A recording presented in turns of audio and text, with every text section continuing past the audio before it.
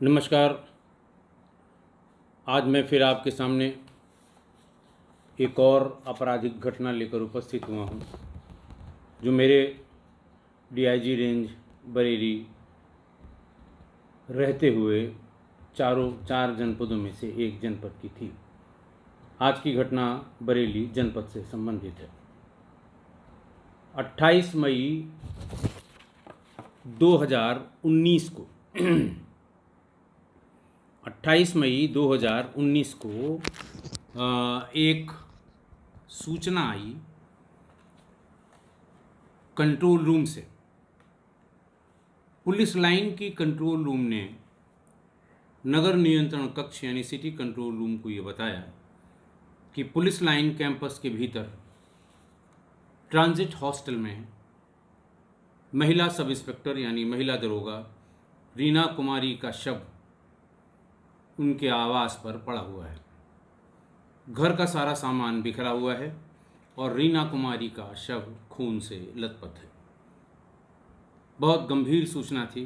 Police line का अपना setup होता है। पुलिस लाइन के भीतर चूंकि बहुत बड़ी संख्या में पुलिसकर्मी रहते हैं, वहाँ ड्यूटी लगाने में, ड्यूटी के बारे में पूछने पर, इमरजेंसी में ज़्यादा पुलिस बल भेजने में, किस तरह के शस्त्र लेकर पुलिस बल ड्यूटी पर जाएंगे, उसके बारे में जानकारी करने के लिए जो सिस्टम है वो उनका अलग कंट्रोल रूम होता है। पुलिस लाइन के कंट्रोल रूम से ये सूचना आई थी। शक की कोई गुंजाइश नहीं थी। बात बिल्कुल सही थी। गंभीर घटना थी। सभी वरिष्ठ अधिकारी तुरंत सूचित हुए और घटना की गंभीरता आप इसी बात से लगा सकते हैं कि किसी जिले की सबसे सुरक्षित जगह पुलिस लाइन कैंपस या पुलिस लाइन परिसर होता है और वहाँ भीतर उसके आवास पर एक दरोगा, वो भी महिला दरोगा, उसकी हत्या हो जाए, ये बहुत ही गंभीर घटना थी। क्या छोटा क्या बड़ा, सभी अधिकारी मौके पर भागे। Dog squad, crime branch, surveillance, ये सभी कार्यालय पुलिस लाइन कैंपस के भीतर ही हैं। सूचना जंगल में आग की तरह फैली। सभी बिना किसी आदेश के, इंतज़ार के, सारे जितने हमारे तंत्र हैं, डॉग स्क्वाड से लेके और क्राइम ब्रांच और सर्विलांस तक के, ये सभी मौके पर पहुंच गए। जनपद के पुलिसकर्मियों को जहां पता लगा वो भी भाग के पुलिस लाइन कैंपस में पहुंच गए।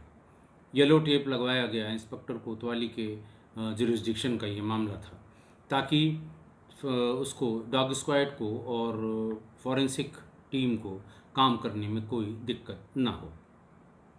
मेरा भी आवास पुलिस लाइन से 5-7 मिनट की दूरी पर है। सूचना मिलते ही मैं भी वहाँ पर भागा। वहाँ पहले से ही SSP, SP city, SP crime, संबंधित सर्किल ऑफिसर और तमाम सब इंस्पेक्टर, इंस्पेक्टर मौजूद थे। ट्रांजिट हॉस्टल का मेन गेट मुख्य मार्ग पर खुलता है। वहाँ से गेट से आप निकलेंगे सीधे मुख्य मार्ग पर, बहुत चलता हुआ मार्ग है। बदायूं जाने के लिए आपको इसी मार्ग से होके गुजरना होता है। आगे का भी इसमें तमाम रास्ता है और बहुत चलता हुआ रास्ता है, बड़ी व्यस्तम सड़क है। वहाँ पर भीतर मुख्य मार्ग से जैसे ही मेन गेट से मुख्य मार्ग छोड़ के भीतर घुसा, वो सी के आकार का, यानी मेन बिल्डिंग सामने और उसका पोर्शन लेफ़्ट और राइट में निकला हुआ 2 मंजिला इमारत है और इसमें करीब 30 आवास बने हुए हैं। ये 1 बेडरूम सेट के आवास हैं और जिसमें ज़्यादातर इंस्पेक्टर्स और सब इंस्पेक्टर्स रहते हैं।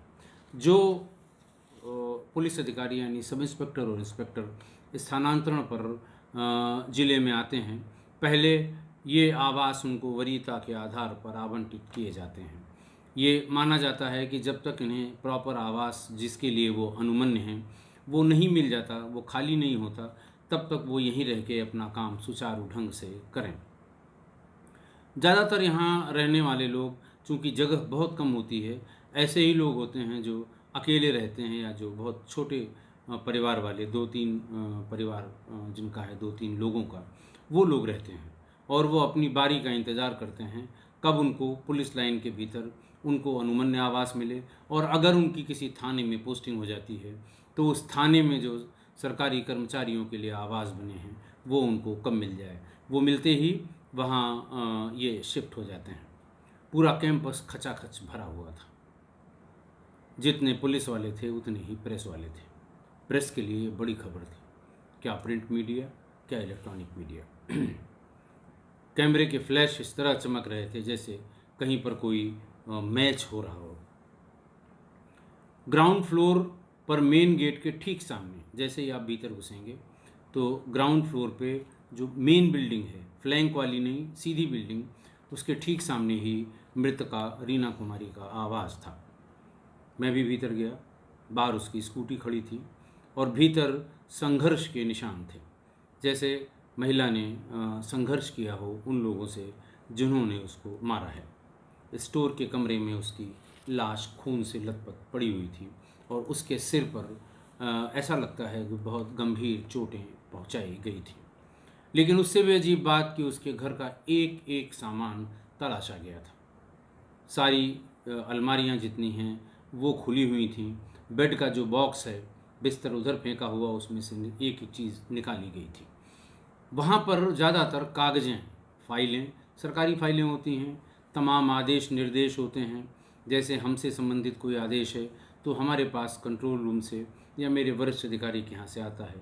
ठीक इसी तरह से सब इंस्पेक्टर, क्योंकि वो 2.5 वर्ष से बरेली में पोस्टेड थी, तो उसके पास तमाम जो आदेश निर्देश आते हैं, कुछ विवेचनाओं से संबंधित तमाम जो फाइलें हैं, कुछ रफ लोग रखते हैं केस डायरी में लिखने से पहले, वो पूरे कमरे में बिखरी पड़ी हुई थी। कुछ गहने के जो डिब्बे होते हैं वो ऐसे ही पड़े हुए थे। ऐसा लग रहा था कि जो कोई भी भीतर सामान ढूंढ रहा था उसका इंटरेस्ट पैसे या गहनों से ज़्यादा किसी डॉक्यूमेंट पे था, किसी कागज़ पे था।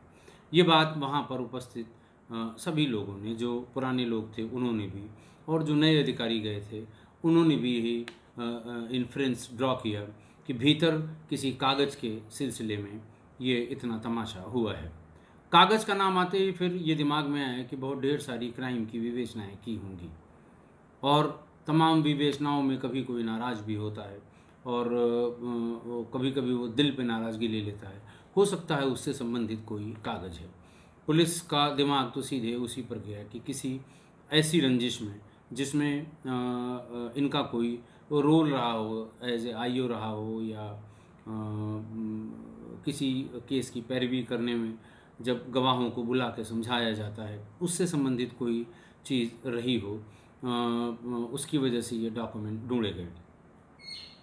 डॉग स्क्वाड के जितने डॉग्स हैं, जो जिनकी बहुत अच्छी सक्सेस रेट है, उनको भी और बाकी सबको भी, सबको एक एक करके भीतर पड़ी हुई चीज़ों से सुंघाया गया। वहाँ पर एक चीज़ और बड़ी इम्पॉर्टेंट थी कि वहाँ पर 3 कप चाय बनी हुई थी, कुछ नमकीन बनी हुई थी, और ऐसा लगता है कि महिला के अलावा 2 लोग और थे जिन्होंने वो चाय पी होगी। इसको पुलिस की भाषा में फ्रेंडली एंट्री कहते हैं, कि जानने वाले किसी व्यक्ति ने, यानी ज़बरदस्ती न दरवाज़ा तोड़ा गया, न खोला गया, न कोई ज़बरदस्ती भीतर घुसने का प्रयास हुआ। फोर्स्ड एंट्री नहीं थी, ये फ्रेंडली एंट्री थी, और ऐसा प्रतीत होता था वहाँ देखने से। बात तो सही बाद में पता लगेगी, लेकिन देखने से ये लग रहा था, क्योंकि वो चाय बहुत ज़्यादा पुरानी नहीं लग रही थी। आप जानते हैं कि चाय अगर बहुत पुरानी होगी तो उस पर एक बहुत डार्क कलर की लेयर जम जाती है। दूध का और चाय का जब हवा से बहुत देर तक कांटेक्ट होता है तो एक लेयर बन जाती है, और अगर बिल्कुल ताज़ी होती है तो वो लेयर नहीं बनती है, वो छिटकी हुई अगल बगल होती है, लेकिन साफ़ सुथरी दिखाई देती है। उसी से समय का अंदाज़ा लगता है कि कितने समय पहले ये चाय पी गई होगी। सभी डॉग स्क्वाड के जितने श्वान थे, जितने डॉग्स थे, वो उनको वो चाय की प्याली, उसके हैंडल, और अगर मान लिया जाए कि किनारे वाली यानी किचन के सबसे पास वाली कुर्सी पर मृतका बैठी होगी, तो सामने की दोनों सोफ़े पर आगंतुक लोग बैठे होंगे, उनके बैठने की जगह, पैर जहाँ वो रखते हैं उस जगह, सब जगह स्नाइफर डॉग्स को स्मेल कराया गया और उसके बाद उसे छोड़ा गया। लेकिन वो वहाँ से बाहर निकलते थे तेज़ी से, मेन रोड पर आकर ठिठक जाते थे। ऐसा लग रहा था जैसे जो भी व्यक्ति वहाँ से आया होगा उसकी स्मेल वहाँ तक तो मिली, उसके बाद उसने किसी चार पहिया वाहन का प्रयोग किया होगा। चार पहिया वाहन में मैंने पहले भी आपको बताया है, जो पेट्रोल और डीजल के वाहन होते हैं, उनके खड़े होने पर जो पेट्रोल और डीजल की महक होती है वहाँ पर, वो सप्रेस कर देती है जो ह्यूमन स्मेल है या टच स्मेल है, उसको सप्रेस कर देती है। इसलिए डॉग्स आगे नहीं बढ़ पाते हैं। चूँकि बात विभाग की थी, इसलिए फॉरेंसिक्स वाले, सर्विलांस वाले, क्राइम ब्रांच वाले, इनको किसी के आदेश का इंतज़ार नहीं था। ये पहुँचे और इन्होंने, चूँकि कैंपस के भीतर ही रहते हैं, 4-5 मिनट में पहुँच गए और इन्होंने पूरी ताकत लगा के अपना काम शुरू कर दिया। मृतका का इकलौता पुत्र यश 15 वर्ष का था, 11वीं कक्षा में पढ़ता था। इंटरमीडिएट के बाद की प्रतियोगी परीक्षाओं के लिए वहाँ रहकर तैयारी कर रहा था। उसको सूचना दी गई। उसके बाद उसके भाई, मृतका के भाई और पिता को थाना डिडौली, जनपद अमरोहा के माध्यम से उनके गांव रामनगर में भी सूचना दे दी गई। शव का पंचायतनामा किया गया, पंचों के हस्ताक्षर बनवाए गए और वहाँ से, यानी जो उसका मेन गेट है पुलिस लाइंस का, उससे थोड़ा सा आगे की तरफ बढ़ेंगे तो जो वहाँ पर मजिस्ट्रेट्स के जो आवास हैं, उसी के पास मॉर्चरी, उसके सबसे किनारे वाले कोने पर मॉर्चरी बनी हुई है। वहाँ से बॉडी को सील करके पंचायतनामा भर के मॉर्चरी भेज दिया गया।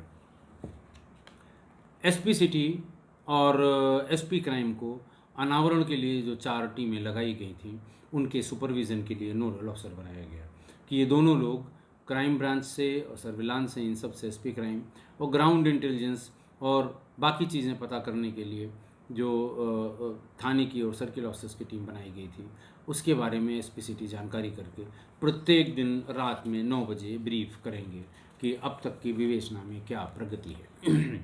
भोर तक मृतका का भाई विपिन कुमार सना बलजीत सिंह रामनगर डिडौली जनपद अमरोहा भी आ गया। उसने एक तहरीर दी। उसकी तहरीर के आधार पर थाना कोतवाली बरेली पर अपराध संख्या 276 2019 धारा 302 आईपीसी पंजीकृत किया गया।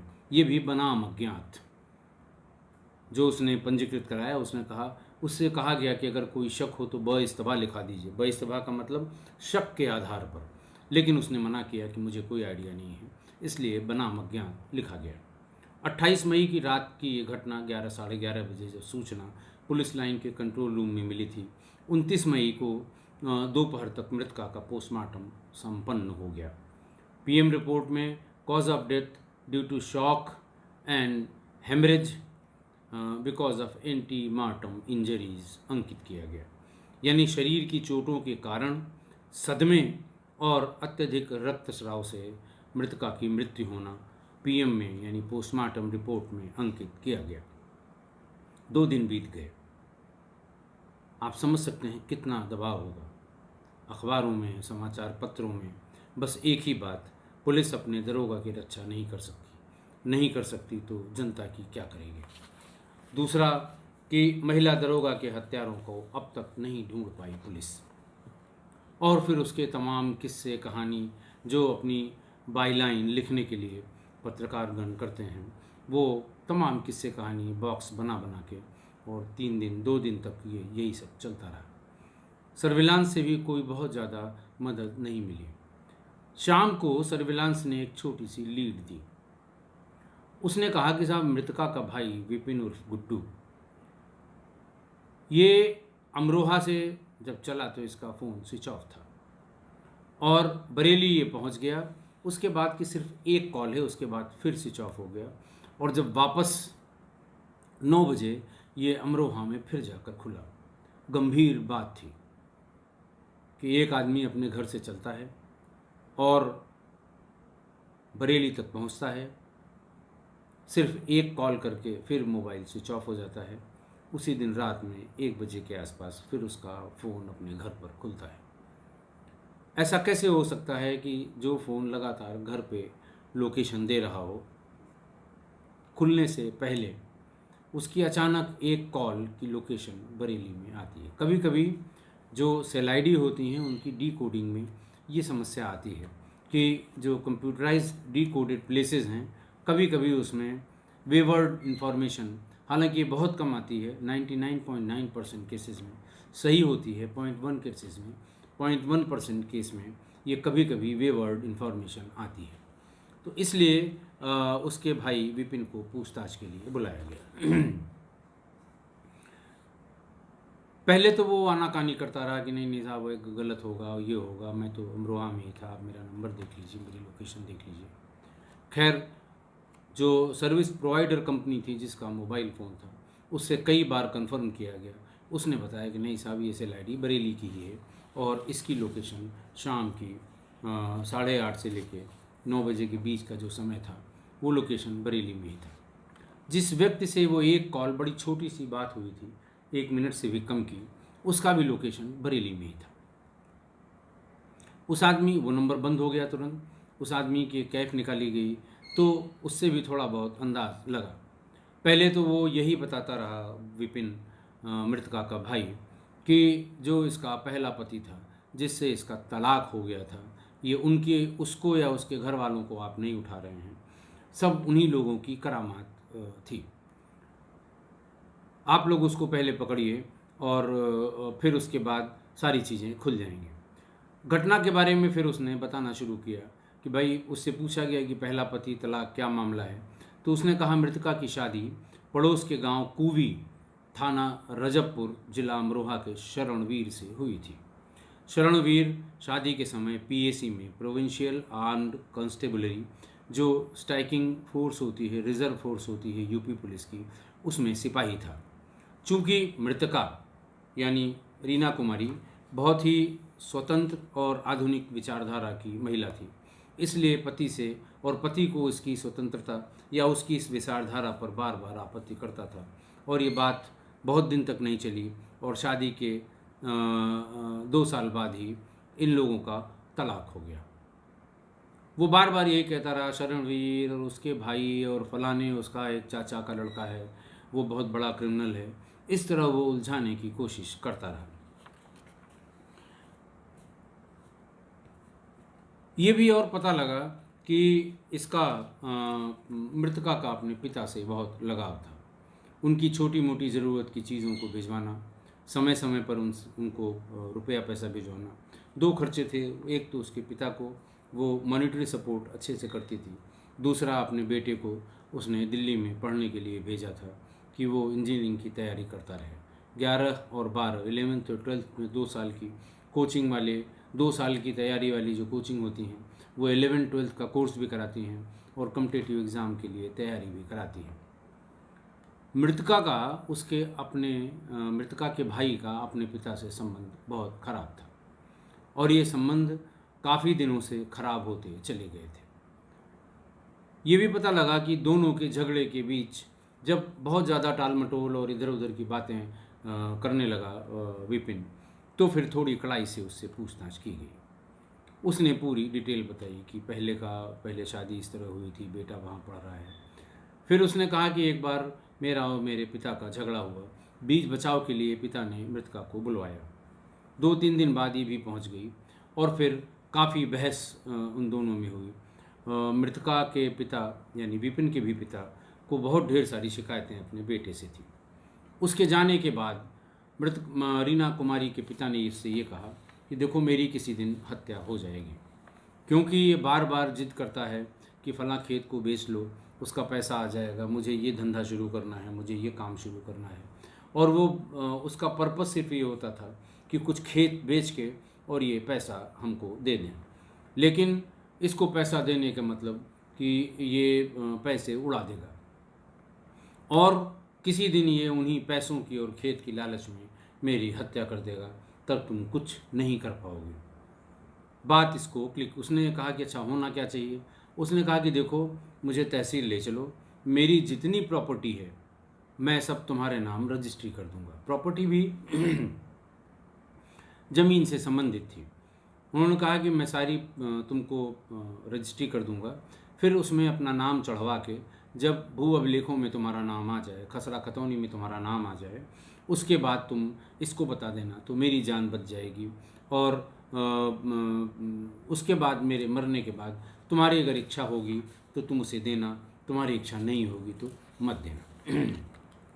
उसी दिन रीना कुमारी इलाज के बहाने अपने पिता को ले गई और सीधे तहसील गई। जो वकील जानने पहचानने, चूँकि सब इंस्पेक्टर थी, वहाँ उसके गांव के भी जानने वाले लोग थे। पहले भी ये जो लोग इसके वकील थे इसको अच्छी तरह से जानते थे, इसने पहले ही उनसे बात करके, और वहाँ इसने अपने पिता की 52 बीघे खेतिहर ज़मीन पिता ने रीना कुमारी के नाम रजिस्ट्री कर दी। उसके तुरंत बाद रीना कुमारी से एक वकील ने प्रार्थना पत्र दिलवाया कि अब चूंकि ये रजिस्ट्री हमारे नाम हो गई है तो इसको भू अभिलेखों में अमल दरामद करके मेरा नाम भू स्वामिनी के रूप में चढ़ा दिया जाए। 1 महीने बाद उसके पिता की सारी ज़मीन मृतका यानी रीना कुमारी के नाम अमल दरामद हो गई और भू अभिलेखों में उसका नाम भू स्वामिनी के रूप में दर्ज हो गया।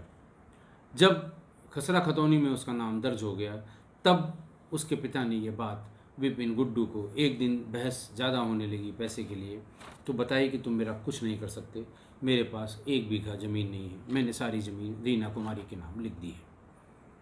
ये सुनते ही वो चौंका भी, उसके ज़मीन पैरों के तले ज़मीन खिसक गई।